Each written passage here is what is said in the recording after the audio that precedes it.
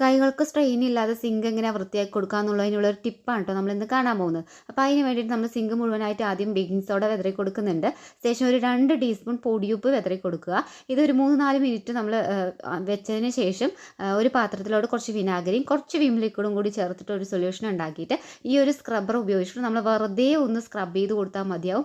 ഇതിലെ അഴുക്ക് മുഴുവൻ ഇളകി വരുന്നത് നമുക്ക് കാണാൻ പറ്റും കേട്ടോ. അപ്പോൾ നമ്മളിങ്ങനെ വൃത്തിയാക്കി കൊടുക്കുന്ന സമയത്തുള്ള യൂസ് എന്താണെന്ന് ചോദിച്ചാൽ നമ്മൾ കൈക്ക് ഒരിക്കലും ഒരു സ്ട്രെയിനും കൊടുക്കേണ്ട ആവശ്യമില്ല.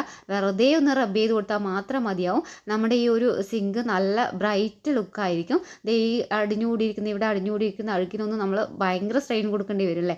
അങ്ങനെ ഒരു സ്ട്രെയിനും കൊടുക്കേണ്ടി വരില്ല. ഒന്ന് റബ്ബ് ചെയ്ത് കൊടുത്താൽ എല്ലാം ഇളകി വരും. നമ്മൾ ടാപ്പിലും ഇതേ ഒരു സൊല്യൂഷൻ ഉപയോഗിച്ച് നിങ്ങൾക്കത് ചെയ്യാൻ പറ്റും. അപ്പോൾ നിങ്ങൾക്ക് റിസൾട്ട് കാണാൻ പറ്റുമെന്ന് വിചാരിക്കുന്നു. ഇതാണ് നമ്മുടെ ഫൈനൽ റിസൾട്ട് എന്ന് പറയുന്നത്. അപ്പോൾ നിങ്ങൾക്ക് വീഡിയോ ഇഷ്ടമായെങ്കിൽ സബ്സ്ക്രൈബ് ചെയ്യാനും ലൈക്ക് ചെയ്യാനും വീഡിയോ ഉപകാരപ്രദമായി തോന്നുകയാണെങ്കിൽ ഷെയർ ചെയ്യാനും മടി കാണിക്കരുത്. താങ്ക്